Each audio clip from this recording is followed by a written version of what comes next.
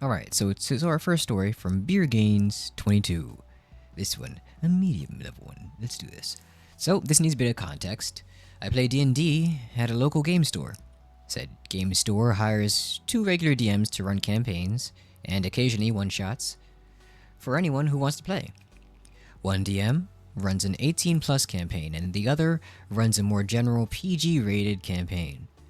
Just so happens I was playing in the latter. The DM running it was actually a good friend of mine. So the PG one, let's remember that. It was a typical Sword Coast campaign, but this time dealing with an orc horde coming up to sack the cities on the coast. So this kid, 9, played in our campaign. He's a halfling wizard in the campaign. He was a good kid. It was kind of funny watching him cast random spells he came up with before DM realized that he had to reel it in, you know? His mom usually picked him up, and she really liked the DM. She said he was an upstanding man and kept her son out of trouble. She gushed about how much her son likes him and playing D&D. But about 10 weeks in, his dad picked him up. When the dad came to pick him up instead of the mom, he decided he wanted to meet the DM. Now, the DM had given him some dice because he didn't have one, and the dad started making backhanded comments about it, saying, "Oh, so you give out dice to random kids?" And the DM tried to explain that he gives them out to any player who needs them, and then he tried to be like, "Oh, it's cool, I get it. His mom says he really likes you. A guy who plays games with kids." And then that's funny. And then the DM tried to say, "Well, I run these games for the community. It's for all ages." And the dad then got all offended and was like, "The community? What, you think you're some hero coming in and saving some poor kid? Let's get one thing straight, bucko. I take care of my kids, so you back off." And the DM said, "Fine, don't let him play then." And whispered, "Jackass." And the guy then got real pissed and said, "Maybe we need a little fight session or whatever you call it. Tomorrow, 5 o'clock. Okay. I'm sorry. That's ridiculous. No. I gotta finish the paragraph at least before I start dying of laughter. As the rest of us were sitting back, worrying, anything we say would make it worse. After the guy left, the DM was a bit hesitant to call the cops and preferred to just end the situation. He ended up talking to him, and as he rode up to fight, he convinced him it wasn't worth it. And there were too many people standing around, so it really was looking bad for him, especially if cops were called. So fortunately, he did back down and said, "Look, fine. Play your little dice games, but if my kid gets into trouble, I'm coming back for you," and stormed off like an idiot. Never seen a parent so stupid, immature, and hot-headed, and I hope I never do again. I think that's a fair, adequate, and very accurate way to deal about that, or to feel about that. Very odd. Okay, so, alright, first impressions. This story. Okay, fairly tame, I would say. First off, the kid likes him. He's got a little mentor going on there. I mean, he wanted to meet the guy, but he already has preconceived notions about him. He came in there hot as hell. He came in hot, of course. He was ready to go. He was ready to roll. I guess I'm wondering, at this point, what is it that the mom says about this guy as opposed to just the kid? You know, the kid's really liking him and talking about it. And like, maybe he wants to get the dad into some D&D related things or RPG related things. And dad's like, "No, games are for children. I'm a grown man now, and I gotta work for the family. Is that what you're doing while I'm out working for the family? Playing with some old man who's got no job? Job? Because that's what I gotta do as a real grown man." So I think that's probably what's going on there in terms of the relationship between the father and the child. He probably just wants to get him involved and get him to play the game with him if he wants to. And figures he probably didn't want anything like this to happen. He probably thought that getting picked up was going to be no big deal. He'd get to meet the guy and they become friends. But I don't know. What I want to hear from this situation is what is the boy's point of view? You know, the son, the actual player, what he's thinking about all this. Like if he said anything to his dad or to the DM during this time or after this time, whatever else, so that you could make sure that he's still in a good mental space at the very least to pursue his interest in such a game such as D&D, which again, the community is one of the biggest parts of RPGs and D&D and tabletop games in general. One of the best parts of all of it is the fact that you have these people here looking for you, looking out for you, that engage with you, cooperate with you, that you can meld minds with together of all different backgrounds and groups and peoples and kinds, etc., etc. That's one of the reasons why I enjoy D&D, at least. Everybody that I'm meeting there, one, has done a plethora of things in their lives and is the ability to use their imagination to some capacity that can cooperate with others. Even if you have different like outlooks or political views or anything else like that, you can come together for the fantasy realm of things, because there's a certain escapism that everybody can come together with that is healthy and friendly, communicative, community-based, all that good stuff. And when some big old dude, some grown man comes in there stomping through, he's the kind of guy that stomps through the city and crushes your miniatures because he doesn't like how it looks inside of his basement, Let's say the kids from like Stranger Things are out there in the basement. I can't remember if in season 1 this actually was a thing or not, but I don't know. I don't remember if that was actually a thing. Like the dad wasn't as fond of the kids and that being in the basement playing the games. I don't remember though. I think there was a small plot point about that. I can't remember. I'm probably making that up. But that's probably just like a mixture of different shows and things that tend to deal with that situation with tabletop games. But for now, those are my first impressions on that. I want to see what the male child, the player, the little player that this DM is working with, I want to see what his perspective is on all this and like how it's really affecting his home life at this point. And if it is, especially after this altercation, I guess you could say, went down and he talked him down and made sure that everything's fine and he's alive and he's not gonna go fight in the middle of middle of a place. I don't know, man. This really was like a whole community element here. This is literally a game store. Like, I don't know. Were they all having this argument inside the game store? Because that's wild if they were. Because this guy, extremely out of place in this situation. And that's not to say that he shouldn't be there. It's to say he definitely couldn't read the room there.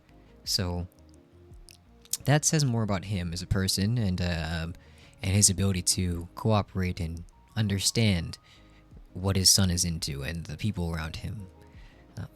Okay. So chat, to make you guys play a little bit of devil's advocate as I continue to search for another of these stories to do, if you could, from the father's point of view here, the bad dad in the situation, is there any argument that you can think of for him, or at least a point of view for him in this situation that could kind of explain, not like explain away or justify what he's doing, but that could explain his point of view, his mental state during all this, especially in the fact that he walked to a game store and he's acting like games are beneath everybody in that game store, because clearly it's probably not just the DM in that room and everybody else around. They're all just quietly staring at him because they don't want to make anything worse. But like the person who does this type of stuff, where did they usually come from? Have you ever been this type of person? Would you be this type of person? And what would make you this type of person if you haven't done it before? Like, you ever thought about that? Is there anything in your mind that could get you that riled up to act like that in front of people? Let's say a room full of sports people. You probably wouldn't, because I know it's separate. You probably wouldn't want to get yourself jumped or something. But anyway, a dumb game. Let's say someone's playing some Pathfinder games. Oh my goodness. In your room, in a strictly D&D household. Is that going to be enough for you to act like this, man? To throw it all away? To be angry without being anything else? Oh, I don't know, man. I don't know. It couldn't be me. But I want to find out. Is there a reason or a way? We'll find out one of these days. Okay, for me, I can't imagine anything that would get me to this point, to be honest. It's a whole nother level when you walk into there and start essentially lashing out at any and everybody that's inside of a room because of your insecurities, clearly insecurities in the situation. It's crazy to consider that could be gnawing at somebody so much that they do something like this. But hey, everybody's got their different points, their different breaking points. For this man, it just was nothing at all. Like, like two times. All right. Next. For me, at least. Next for me. I want to see what they're saying about it. Honestly, an unfortunately common occurrence is fathers with a chip on their shoulder projecting their insecurities on a male role model their kid has. A mate of mine as a primary school teacher, and kids just love him. It's happened to him a few times. That makes sense. You know, that, as an aside, of course. Well, first, as a separate aside, drinking me some water. Like I said last time, clear American. Beautiful tastes, beautiful flavors, beautiful water. Not sponsored. What was I saying? Yes, the aside. For male teachers, what other professions have you heard of or you've noticed stereotypically, the whole distrust of males in the profession type situations? I know teachers tends to be one of them. Is there anything else? I mean, I know that people say stuff like male nurses, but in my experience so far and seeing people in different nursing homes and hospitals and other things like that, the male nurses there don't seem to really get any flack, at least not from the people in the area. But I guess the whole idea is that it's from people on the outside of the actual occupation that would usually give you flack for being a male in that environment. So I want to think about what kind of things, what kind of other jobs, experiences even have you seen, chat, that have resulted in somebody getting kind of, should I say, yeeted out of the social hemisphere because of their gender, their sexuality, all those things. Because, I mean, I can't really think of anything else aside from just, like, off the top of my head, like, male nurses, male teachers, especially for, like, lower level. Is it primary school? Yeah, primary school level teachers, especially if they're males, tend to get themselves, I don't want to say bad raps, but definitely getting looked down upon for being in that profession for some odd reason, People just don't understand. If you were in school and you didn't ever have a teacher that was your gender or identified with anything with you, nothing race-wise, nothing ethnicity-wise, nothing nationality-wise, any of your identity markers, how do you think you really feel, I mean, I don't have to imagine it because it's something that's happened and happens more often for people of minority cultures and ethnicities, and so I've experienced it. But like, I mean, for those that are critical of these types of situations, you have to think about it. If you never saw that a male, and let's say you are a father, right, and you were a little skeptical of your son, daughter being taught by this male teacher. What does a teacher do, right? What does a teacher actually do for the children? They present a male model. They present authority. They model it for them. And they model the ability to retain, to explain, and to synthesize information for your child, right? That no matter what the grade is, the primary, the secondary, is college tertiary at that point? That's a separate thing. That's a separate thing. I mean, undergraduate, postgraduate, graduate, even trade school things. Having people teaching you just means that they're knowledgeable enough and that they have the skills to be able to pass that knowledge on to others. And if that's not something that you want to show someone of your gender, of your background, of your interests, could get themselves into, and could show to your children, I mean, I don't know what to tell you. I just don't know to tell you. Like, you wouldn't want to know that. You wouldn't want your kid to know that, like, a man has the ability to memorize a periodic table and to be able to mix together elements as much as a woman can. Like, I don't. What? You don't want to know that? No, okay, okay, all right. You don't want to know that a guy can research the same way that a woman can, or that they can understand the history and tell it to others. I mean, it's like if you do this stuff outside of like a school context, right? And you're not a teacher, well, like you are a teacher, but like they don't know you are a teacher by profession, and you're just mentoring and teaching somebody else outside of like a actual school building type interaction. Do you think it still works the same way in the mind of somebody like this? Because I don't think it does. Like if I am to guess, and I am to guess, because that's what I'm doing. I am guessing. I'm also currently med this in this day, so this is why I am acting so much more animated and crazy. But anyhow, if I am to guess, I think it does have more to do with just that school aspect. The fact that they're spending much more time with them out of their own volition, I guess, like outside of their own actions. It makes it seem like because they spend more time with them anyhow, and the parent doesn't have any control over that, as well as the kid doesn't have any control over that, that influence from that person, that authority figure in the teacher situation is stronger than it in reality is, I guess.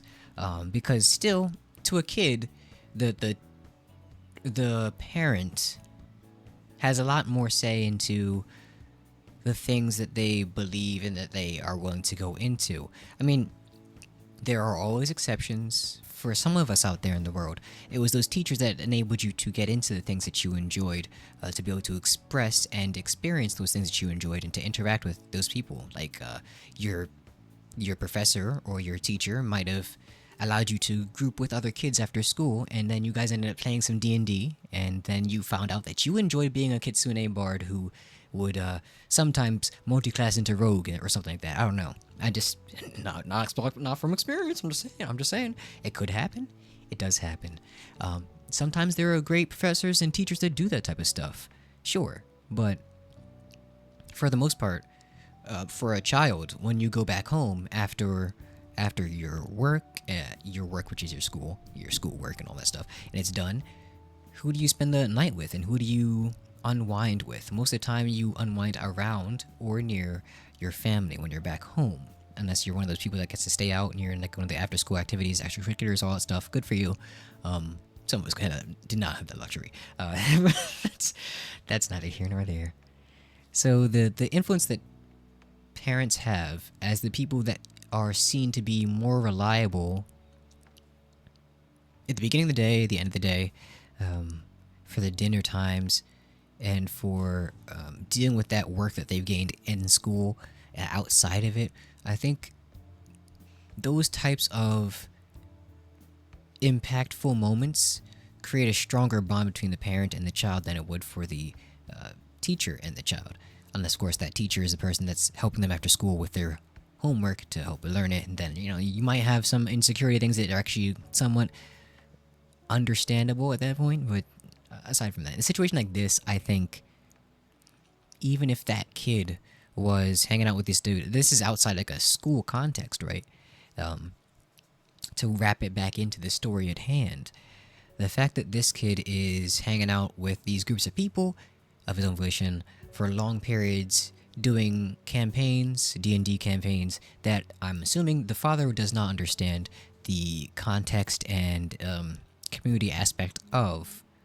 That's probably what the biggest insecurity is coming from. The fact that he doesn't understand. He doesn't get why this is so interesting. And since he can't relate to it now, he's lashing out at the DM and at, I guess you could say, he's probably more than likely lashing out in some way at his child, because he wants to take away something from him that he enjoys because he doesn't understand it. Which is sad to see, and I think the persona music in the background kind of adds to the weight of it all here, but still, it's moments like that where your person of authority in your life isn't there supporting you that can really shape your life, whether for better or for worse. And unfortunately, in this situation, we have a parent who wants to shape it, but it would have been for the worse had it gone the way that they want it to go. In these types of situations, it's good to have the community that comes about from going to places like these game shops and engaging with people doing D&D. If you enjoy it, they can give you that community, that bolstering, that talking down of the dad, even though they are the DM that he's mad at, you know? If they weren't there and people that could be reasonable and cooperative with each other, in part because of D&D, this could have gone horribly. This could have gone much worse. But that's one of the reasons why these types of things are so great to have, and something that you don't want to take away from your child if it's clearly benefiting them and giving them the serotonins, the dopamines, you know? And that's why I don't approve of this dad's actions in these situations. Not because I don't understand his insecurities, I do. But like I said, it comes down to the community and the fact that you can see, even in the situation where he's bringing some aggression into it and some aggressive actions into it and calls out a guy trying to fight him. Even in the situation, the community, in one way or another, stands behind each other and they talk him down and they make sure that they de-escalate the situation, because that's the kind of cooperation that comes about from D&D. Which is what makes it beautiful. RPGs are great. TTRPGs are great. And the communities are even better. So, with that in mind, let's hit it on to our next story and see what happens more with the community. I do have this one queued up, I believe. Let's see. Alright. Okay. I'm sorry. That title just threw me for a loop. Mods... Why do you not warn me about these things? I don't. Going in blind is fun and all, but like you can't have me just dying of laughter for a whole minute straight at this point because of the names. All right, this one is called "Father-in-law punched me below the belt, so I bricked his switch." It sounds like the craziest slang I've ever heard in my life. Like, yo, bro. You gotta stop punching me below the belt, bro. I'm about to brick your switch up, bro. You better step back. I'm about to brick your switch. But the way he's... Okay, I'm moving on. Collection. Reading. It is ready. It is time, chat. We are going to read about this. This one's a little bit longer. So, we must take it dreadfully seriously. On we go. This one by O. Hervey. Thank you, O. Hervey, for this story. A nice petty revenge story. Okay. Petty revenge. Let's see if this is actually petty. I feel like it's not going to be petty, but alright. So, to start off, I actually have a great relationship with my father-in-law. We have a lot of the same hobbies. Actively hang out, and he knows that I was the one to do this to him, and he found it hilarious. Interesting. The situation happened back in December of 2021. Me being... Okay, hold on. What is that sentence? Of 2021. On me being with my wife's family for the holidays and quickly them all getting drunk. I'm gonna keep doing it in normal voice now. Since I'm usually the designated driver, I didn't drink with my wife and her sister. And they were arguing... I am currently yeeting out of this at light speed. Here we go. Watch this. ADD reading skills. Here we go. The situation happened back in December of 2021. Me being with my wife's family for the holidays and quickly them all getting drunk. Since I'm usually the designated driver, I didn't drink since I was going to have to drive out of the middle of the Philly, you know? But as the night went on, I was playfully joking around with my wife and her sister, arguing with something stupid like the best thing that they could do in a game, and honestly just rage baiting my wife like a good husband. Can attest to that. Can back him up. Her father, completely drunk, by the way, came over and laughed as I rage baited her and told her, "Here's how you deal with your husband," and punched me in the dick. Choices. I don't know how close you gotta be to do that. I don't think I'd ever be close enough to do that. Obviously, he didn't punch me in full force, but I'm sure most guys here know even a light hit can be enough to make you keel over. So as the night went on, he even apologized and offered for me to punch him back. But I said no. But I was obviously going to get him back. They're real bros, for real. A month later, Pokemon Legends Arceus came out. Yes, I said Arceus. Hard C on it. It came out, and me and her entire family got it. Father-in-law also getting it, and loving the game.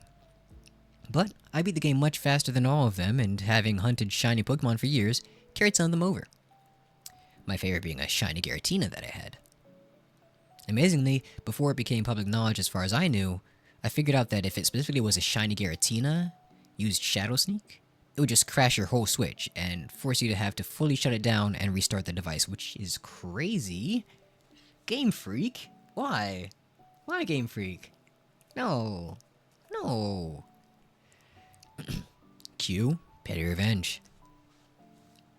A little while later, we're all hanging out at sister-in-law's house, playing Pokemon, and I nonchalantly offered all of them various shiny Pokemon that I hunted through the years, claiming I had a lot. I didn't. But I didn't want him being too suspicious and knowing her tastes, so I knew immediately that he would love to have a shiny Giratina. So, I traded to him and just waited. I waited long enough, and I kind of forgot too. And then months later, when we were all hanging out, he was complaining that his Switch kept crashing. You know, he had to restart it. He uninstalled and reinstalled all of his games, but it just kept crashing when he was playing Arceus, and no matter what, he couldn't get it to work. So I'd asked him, you know, oh, is it whenever you Shadow Sneak with that Giratina I gave you? He went silent. Then I immediately followed up with, that's her punching me in the dick in December. He couldn't stop laughing as he said in his own words, oh my god, I wasted real time on that. I respect the long con. It was even funnier when a few days later, articles started popping up for him about that glitch in Arceus well after he found out from me. Everyone in the family agreed. It was pretty effing funny. Alright, well, I'm not gonna lie. I don't know how petty I feel that Petty Revenge is. I'm a little worried, but I don't own a Switch, so I can't say just how intense a crashing Switch repeatedly could be or detrimental it could be to your actual Switch and your memory and whatnot. I think it's a good joke. I think it works out pretty well, especially since he can just casually say, yep, that was me. Also, how's that feel, huh? How's that feel, huh? Kind of like a tap in the dick, you know? A little ball tap right there. Hmm? Just Arceus tapping your balls right there. Just little hoof, just... Anyway. I'm pretty sure people would pay for that. Anyway, I think it's a funny joke. I think it's a long con, and I think it's impressive that he actually got all that done. First off, that he figured that out. Second, that he knew to do that to somebody else. And three, he knew that his father-in-law would love it so much that he would take the Giratina regardless. I think that's impressive. That is an impressive con. If it happened, if it's real, but hey, you know what I'm saying? You know, you can't judge. You can't judge. Could be real, could be not. Doesn't matter. It was cool. Rule of cool wins in that situation. Take it away, buddy. For me, if I had a Switch and I worked hard on it and had real time spent into it and thought this issue was a real issue that was going to affect my Switch forever, I would be pretty pissed as well. I mean, it's impressive. I'd be impressed, but I'd be like, so my Switch gonna be okay? And that's it. That's my only concern in this situation. I think he did great. I think my only concern really is there any like long-term damage to the Switch or any damage to his actual Pokemon game file because of what these crashes happening. That's my only issue. But the rest of that, impressive, dude. Props. Honestly, that's crazy. That's wild. That's pretty darn cool. That's a nice thing to figure out, and I don't think I could do that. I definitely couldn't do that. One, I don't have nearly that much Pokemon knowledge to be able to pull off something like this. Two, I don't have a Switch. Three, I'm pretty sure I get punched in the face if I did that, because I wouldn't be able to tell you whether it's okay or not. So, for me though, that changes it. It's not petty if your intention is like, I'm just gonna watch it get itself bricked, and then that's it. Like, from there on, that's the joke to me. That's it. I don't care what happens after that. That's all you. That's all you.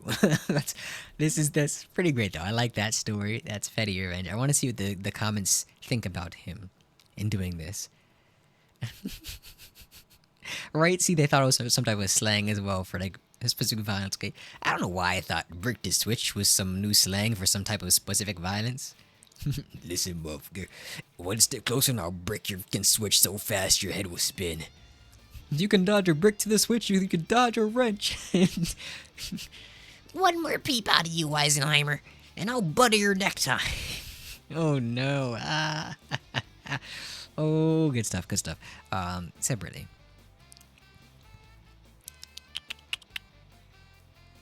It's true. To me, bricking the switch would mean that it is no longer usable. That's what I thought of when I read it. So, like, one, I thought that he was gonna legitimately bust this man's switch, like, right in front of him. Just like, he punched me in the dick, so I'm just gonna just Batman back the thing. Like a pack of dry noodles, just cracked over. Just, no switch. No switch. Switch 2 maybe survive? Switch 1? No. No switch. Just gone at that point. That's all I thought was gonna happen there. And absolutely bricked. But if articles come out about this thing and telling you not to do the thing, so it means that people know that there's a way to prevent and or fix the situation. Hopefully. So he's fine. It's not a brick. It can still work. Good stuff. Wrong words, good stuff though. Good joke. Wonderful joke.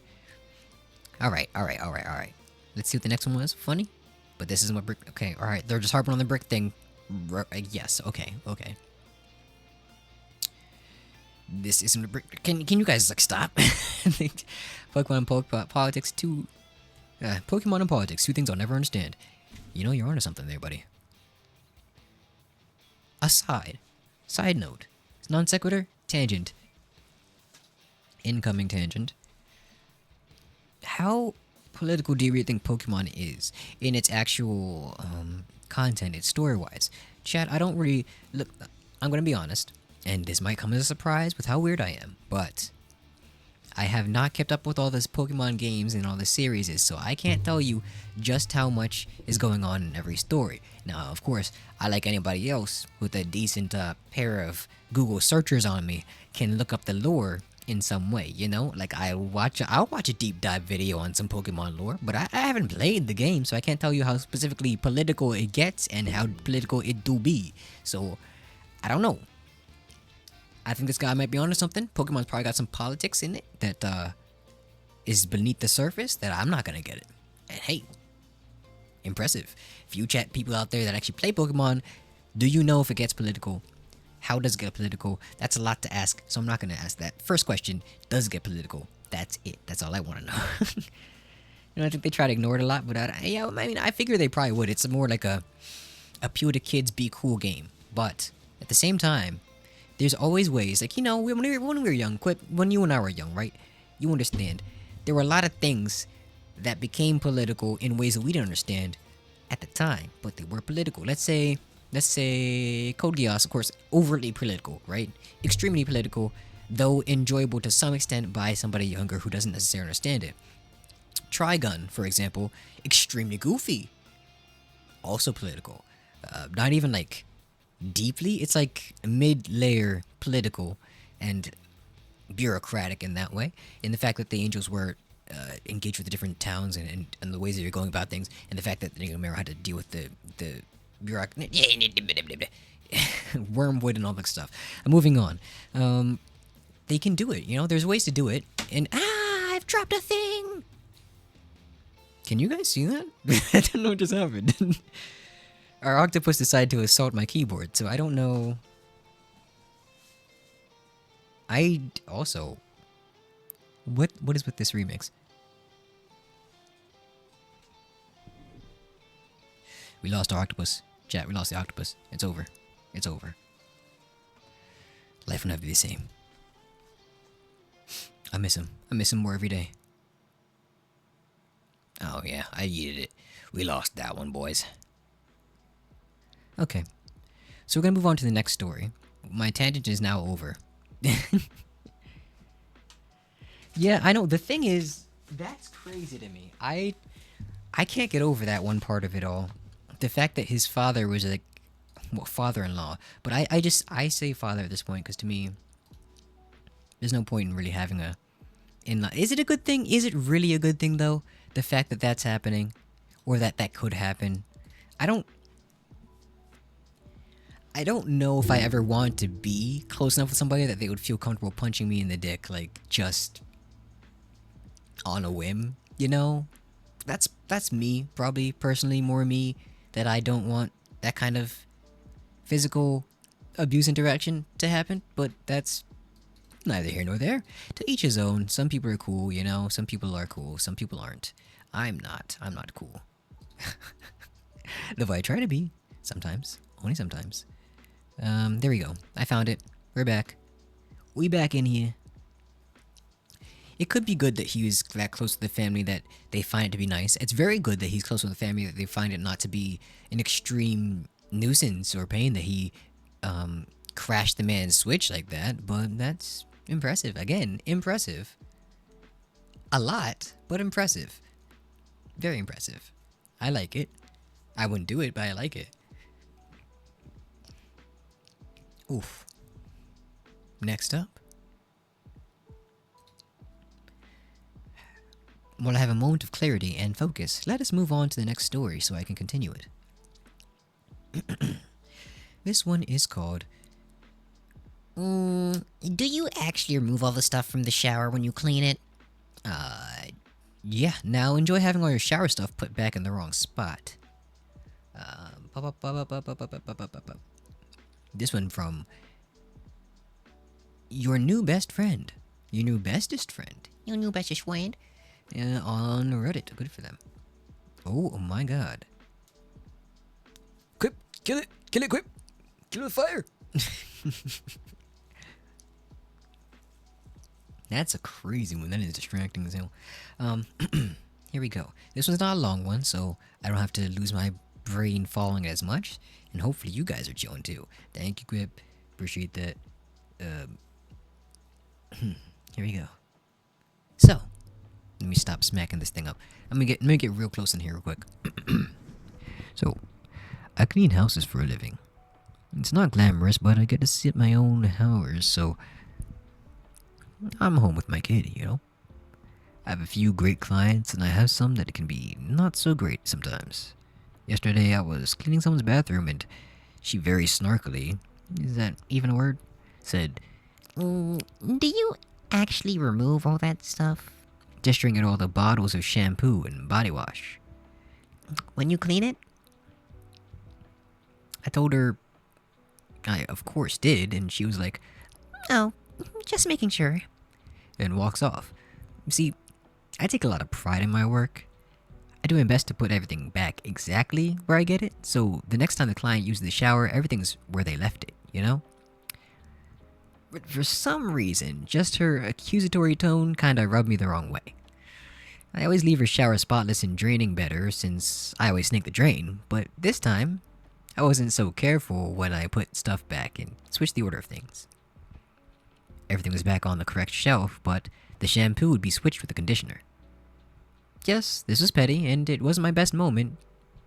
I try not to let these comments get to me. She's one of those people that spends too much time online and probably sees those stupid clean talk videos as well. So, yeah. Next time you reach for your shampoo, make sure it's actually your shampoo. Moral of the story is, if you can't clean up after yourself, do not make fun of the people that do it. Never do that. Same thing that goes, in my opinion, for like chefs making your food at restaurants, or even I still want to call them chefs, but it's like, is it? What's the name for the people, the fast food workers? What's the name like officially? I know like Subway, they have like. It's like sandwich or something like that. I don't know what they call them there, but like I'm trying to remember. Is it line worker? Is it like assembly line? I feel like line worker is probably the closest thing that I can think of. Staff member, cook. I cook. I'm gonna call them the people. But like, even that fast food people, you don't want Burger King foot lettuce inside of your stuff at any time, right? So you don't want to do that. Do not make fun of people that are making things for you that you feel like you don't have the time for or think you're above doing, you know? That's one of those things in the world that kind of rhymes. It doesn't repeat all the time, but it rhymes, you know? Like history. It do be rhyming. It doesn't repeat, but it always do be rhyming. You know what I was trying to say.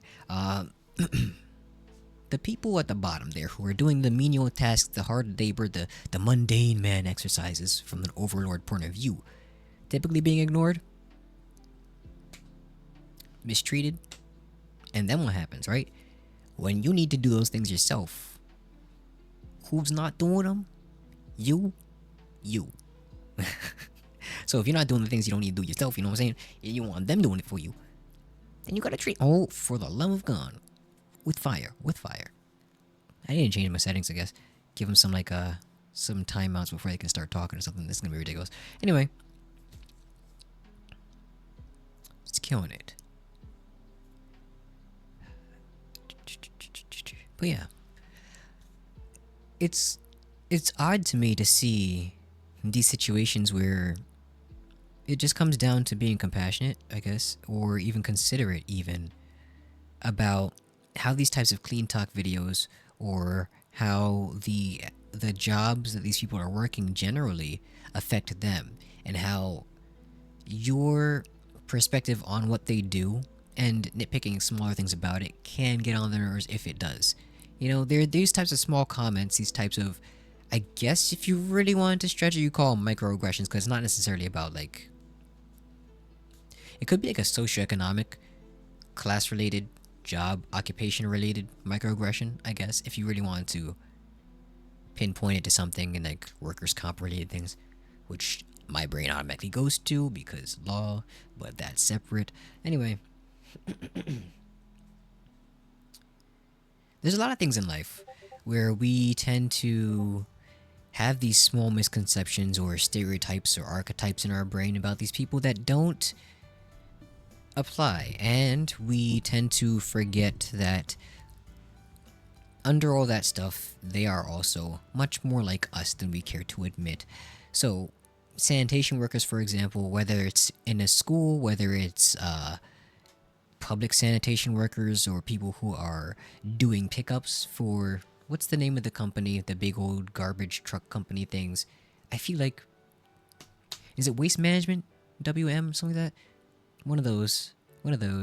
Either way, those workers as well, they do a lot. But like the people who will look at their trash or be out there in front of their trash cans as they're trying to pick them up and be like, make sure you pick up the recycling this time around, or something like that, or like small things like that, like hey, do you see these little bags right here outside the trash can? You can tell that's trash too, right? Why don't you ever pick those up? Do you guys look at by those trash cans? Now,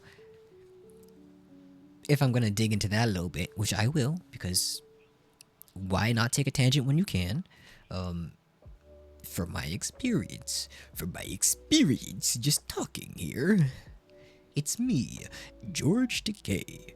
If I want to talk about my experience, I could tell you that every piece of trash that you put there is not great. It's not always going to go in the trash can, and it's not always going to go in the trash truck. What's the word? Garbage truck. Yes, garbage truck. Now, in many cases, they have to actually get in trouble if they do take those things outside of the garbage cans and the trash cans. So if you want to be like reasonable and considerate of their jobs, they have to do more paperwork. Unfortunately, now more than ever, they have to actually do paperwork to take out more things that are not inside of the typical bags, typical trash cans, and outside of the usual things that they have to pick up. Let's say electronics, let's say appliances, let us say sometimes even, which is really stupid, recycling things inside the trash or trash in the recycling. Instead of just like being able to move it around, they have to report the fact that it happened. They have to write down some things when they get back, or the person inside the truck has to mark off for the house, the different areas and things they had to pick up that day, the time which they got there, all that good stuff. Kind of like an Amazon worker has to do with their packages, but like they gotta do with trash for every trash thing on that certain route, and there's even more stuff than a packaged thing it does, because people expect that to be on time, every week, every day, same time, everywhere, all across the whole city.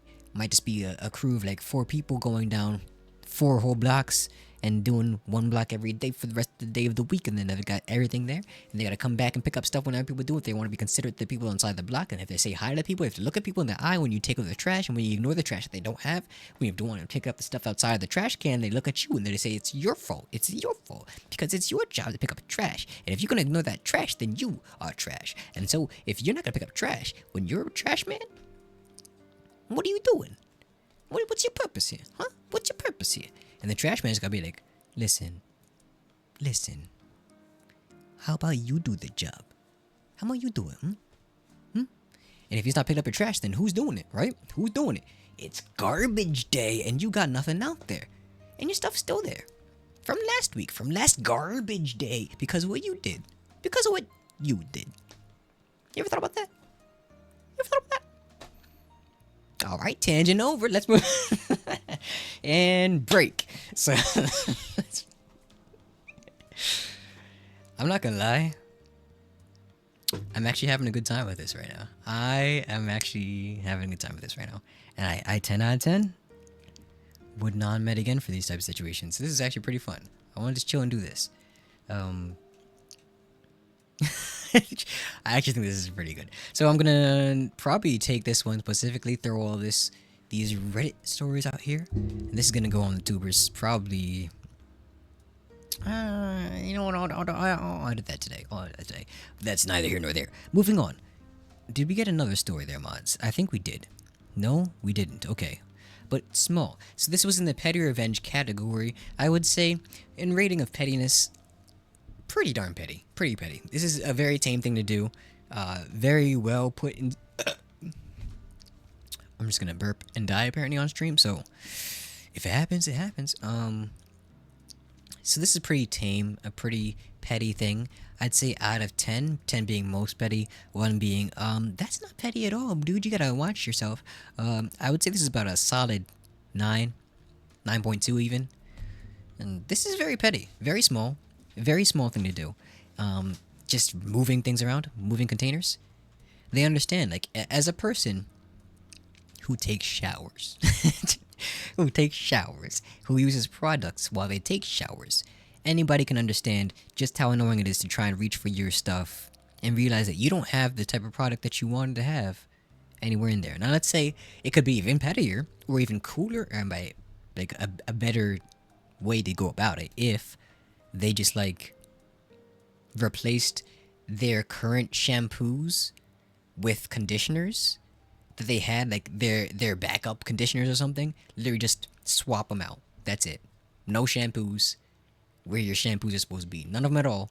Just conditioners. All conditioners. That's it. Not even body soap. Conditioners. Just all conditioners. What? I mean, now you know for sure. You know for certain now that they definitely moved off the stuff when they were cleaning. You can't question that anymore. Hey, you wondered. Now you know. Now I don't have to explain it to you. You know. You felt the conditioner. Is that soap? No? Did you put the soap there before?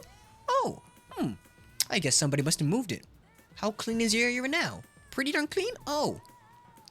You gonna ask? You gonna ask again? Is that what's happening here? Is that what's happening here? I thought we had an understanding.